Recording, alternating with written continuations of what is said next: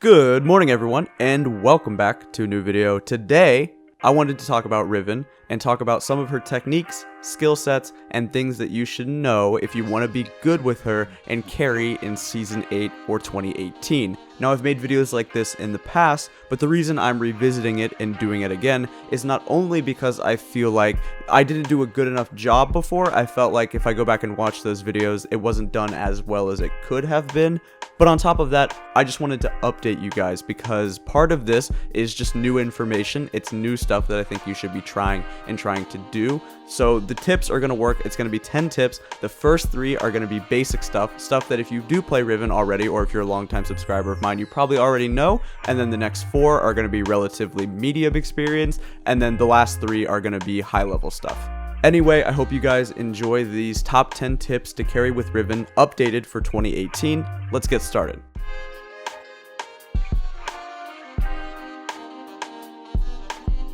Like I said, the first 3 things are going to be relatively basic, so let's start off with builds, the most important thing you should probably know going into this. It's great if you know a million combos, but if you have no idea what you should be taking, what you should be building, it's not going to do any good for you. If you're going to build AP on Riven every single game, well, you might struggle to find some success.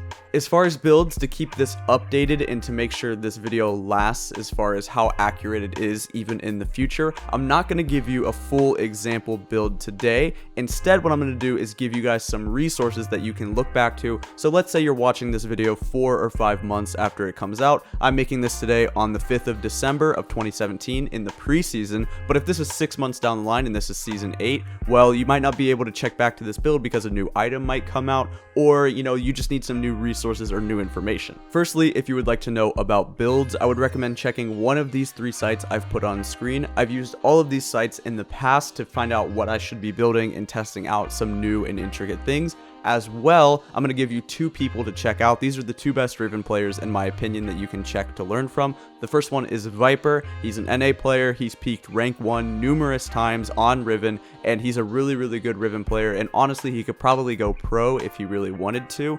The other guy is GTT. I've mentioned both of these guys in the past before, but GTT is a Korean Riven player. He posts all of his stream highlights, his best games from his stream on YouTube. They're all in Korean and none of them are in English, but if you would like to learn from them, it's a really good resource, and I've definitely used him in the past. Right now he's taking Arcane Comet, but maybe if that gets nerfed in the future and that becomes obsolete, then you can check out what he's building or what kind of runes he takes. So I recommend you check both of these guys out. Tip number 2 is going to be understanding the importance of your flash. As Riven, it is vital for you to make sure that you do not waste your flash. Flashing after the support to get the one shot might be cool for montages, and I've certainly done that before myself in the past, but to be honest, it's not a good way to play Riven. Maybe you get a kill, or maybe if you use your flash, you don't have to trade 2 for 1 or something if you get a double kill, but honestly, when it comes to late game team fights, you really need to make sure you have your flash up and ready to engage on the backline.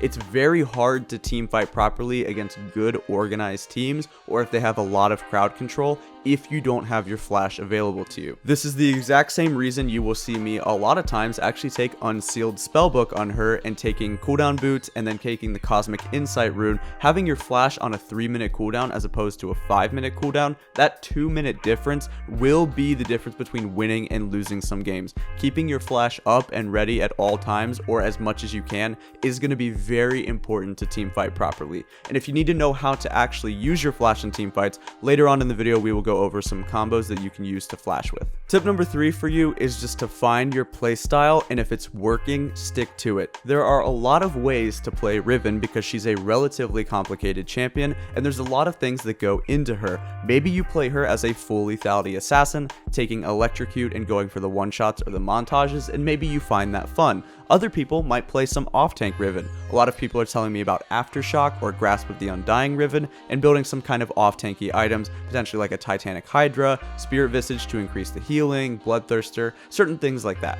And for some reason, a lot of people want to be validated by higher level players. Some people will come to me, or I see this all the time on like Adrian's stream or something. People will say, hey, what do you think about this build? I build this.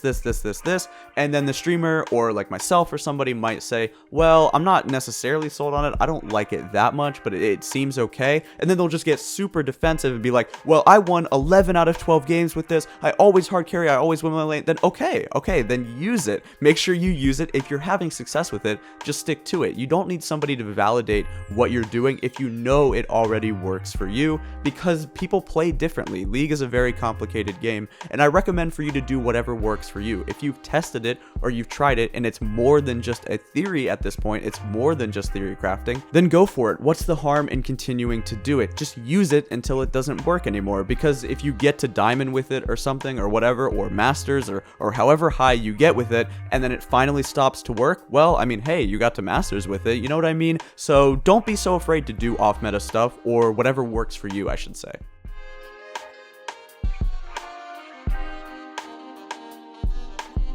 Tip number 4 is to understand specific matchups for top lane and exactly how you should be playing them, or to be honest, who you should be banning or dodging against. Again, in the interest of keeping this video general enough that this will make sense 6 or 7 months down the line in Season 8, I'm not going to go too in-depth based on meta picks right now, which are like Ornn or Urgot for top lane, which are really hard to play against, but here's what I'll say as far as what you should be doing in some of these harder matchups. If you struggle versus a matchup and you're not quite comfortable in it, or if it's a ranged matchup and you really don't know what you're supposed to do, the best thing that you can do for yourself is start a Doran Shield. The sustain that you get from going Doran Shield and second Wind Rune in the Resolve path is going to help you survive some of these harder lanes, maybe like Teemo, Jace, or Kennen a lot. It's not going to make the lane winnable, but it will help you to farm up, get your items, and then maybe if you didn't lose too hard and you soaked XP for a while, you'll be able to come back into the game by farming up. And here's the thing, if you hate playing against a matchup, maybe you hate playing versus a Swain, or an Ornn, or an Urgot, whatever it is, hope that you or your teammates are able to ban it, and if not, if this is ranked, just dodge. Honestly, it's not worth your 3 LP and tilting yourself off the face of the earth. Some of these matchups are really hard now with the new rune system, so I would recommend for you just to learn to dodge games. Some people barely even play 100 ranked games a season, so honestly, if you're not grinding out ranked games every single day, what's the harm in dodging 1 or 2 games? But as I said, if you do need to sustain yourself in lane, or you just want to farm out, Doran Shield and the second Wind Rune under the Resolve tree is really good and will help you survive lanes a lot easier. Tip number 5, let's talk about the double cast and why it's important even if you're not going to play some kind of lethality assassin Riven. If you are new to Riven, or you're unaware what the double cast is, it's a specific Riven mechanic that allows you to use more than one ability at the same time. That's why they call it a double cast. For the sake of transparency, yes, it is possible to do a triple cast and even a quadra cast if you're good enough, but let's stick to the double cast today. In order to double cast, you need to understand the specific mechanics. Riven can double cast without or with using her E, and one spell in particular always requires her to use her E. E, R, and Q can be double casted without using your E first. That sounds weird because I said E twice, but trust me, you'll know what I mean in a second. This means that you can technically triple cast an ERQ very quickly. As fast as you can press ERQ, you can use them. Some of these also go both ways with ER, RE, and RQ. However, if you would like to double cast and cancel the animation of your W, you must use your E first. The way you do this is you press E and then you wait roughly half a second, a quarter of a second to 3/4 of a second, but we'll just say half a second for consistency purposes, and then you press your W and Q at the same time. If it makes it easier for you, or you have higher ping, you can think about it as not W and Q at the same time, but more like E into W into Q, given that you put the delay in between the E and the W. So one more time, you press E, you wait half a second, and then you W, Q. And this allows you to press your W and use your stun animation, but you completely cut it off, meaning that you don't lock yourself in using the stun, and you actually can press your Q at the same time. This allows you to proc things like Electrocute very easily, because Electrocute requires you to press 3 spells or 3 attacks. This means that you can actually E, auto attack WQ, and proc your electrocute very quickly. Tip number 6 is with wall hopping. It's much easier to hop some of the harder walls or walls that you struggle with if you use your E to redirect yourself. This wall by the raptors can be relatively tricky at times, and I know I've definitely failed this in game before. The only thing is it's much easier to do it if you use your E to redirect yourself first. So if you're running along the wall but then you'd like to hop over, make sure you use your E to turn yourself into the wall, and then you press your third Q to go over. Although in a real game scenario, this does suck because you do have to waste an extra cooldown. If you also think about it, using your E first might help you escape as well. Not only is it an extra dash, but it's going to give you a shield. So maybe if you're trying to get away from somebody while you're very low, using your E first and then third Qing in a lot of cases might actually be helpful for you. Tip number 7 is going to teach you how to use your Tiamat properly while playing Riven. The Tiamat active can be used in several different ways. You can use it in combination with your W because it has the exact same cast time, meaning that you can Tiamat W very quickly and use them together almost like a double cast. You can also use your Tiamat in combination with your R and with your Q, meaning that you can actually use Tiamat in a combo without wasting any more animation time. One thing that you might want to try if you want to get better at this and keep yourself reminded and getting that muscle memory is actually to get a very early Tiamat. So before you complete your entire first item, whether you're going to go Black Cleaver, whether you're going to go Yomu's Ghostblade, Death's Dance, maybe you throw in a Tiamat right before that. So if you're going to go Cleaver, you get yourself a Phage, a Kindle Gem, and then you throw in a Tiamat before you complete your item. This way you can learn to trade in lane properly with it, and it really is helpful. Tiamat is also going to help you clear the jungle easier, so if you're going to go into the enemy jungle camps and steal them away from the jungler, let's say he ganks bot and then you invade his Krugs, his red, or his raptors, it makes it really easy for you to clear them. Tip number 8, we're going to throw in a flash in between our double cast and learning to use this properly.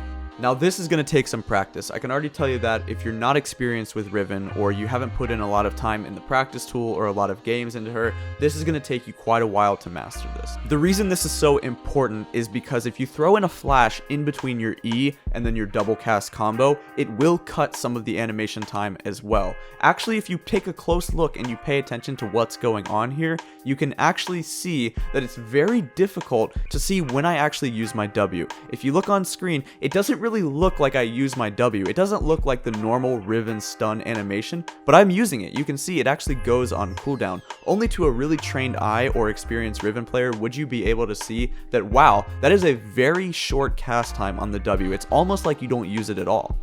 This also happens to transition into my tip number 9 very nicely here, which is don't be afraid to get a little tricky with your wind slash. If you practice throwing your wind slash first, making sure the entire animation comes out, or at least enough that you know you're going to throw it before you flash, and then you flash double cast, what this means is that the wind slash will catch up to you after you've comboed them. Maybe you throw in a Tiamat in there as well, and this also means that the execute damage for the wind slash will be greatened because you damage them first. Although it is a slower combo and it does allow the enemy to react a little bit more, it's also a lot more damage doing it this way. You also don't have to do this with a double cast at all. One thing I don't see any Riven players ever do is they throw their wind slash first and then flash W to actually stun them, and then maybe you auto attack or Tiamat as well, and then the wind slash catches up to them on top of it. A lot of people just flash immediately or think, you know what, I'm gonna just throw my wind slash immediately, just get out the full combo, because what you do is you're just so used to pressing all your buttons so quickly. Learning the muscle memory to do this and making sure you're getting good at catching up to your wind slash so you're stunning your target first is really good, and it's going to increase your damage on your one-shot combos. Tip number 10 is going to talk about this wall hop by the Dragon Pit. Now there are a lot of these really cool and complicated wall hops that you can do on Riven all around the map. There's this one by the Raptor Pit that's actually going from the Raptors over into the mid lane, and it's kind of hard to do as well. There's these more advanced wall hops, but the reason why I'm specifically talking about this one is, to be honest with you, this is the one that I've used the most in game, and I actually think is the most practical. If somebody or the enemy team is going to ward Dragon, they're not really going to do it in this one spot, or it's a lot easier for you to clear this. So maybe you were split pushing bot lane, or maybe you TP'd down to bot lane. Finding this one flank and making sure that you can do this with like a 90% success rate is going to make it so you're a lot more tricky with this, and it's going to make that engage or a dragon steal that much more satisfying for you. In order to do this wall hop, you need to pay attention to this little crescent on the ground next to your feet. Being next to this crescent, and then once you actually E third Q over, you want to aim for the third outer ring on the dragon pit. I'm not too sure exactly what happens if you have lower graphics. I personally have mine set to medium so I can see the crescent, I can see the rings around the dragon pit, but I'm not too sure if you have like low graphics, will these things show up or not. But for me, I know at least if you have medium graphics, so if you have a decent PC, you can see both the crescent and the rings around the dragon pit. Anyway, those were my tips for carrying on Riven in Season 8. Some of these tips were pretty useful, I know, for myself as well, and I wish I would have known them before. So if you guys enjoyed the video, make sure you leave a like and subscribe for more content. Thank you guys for watching, and I will see you tomorrow.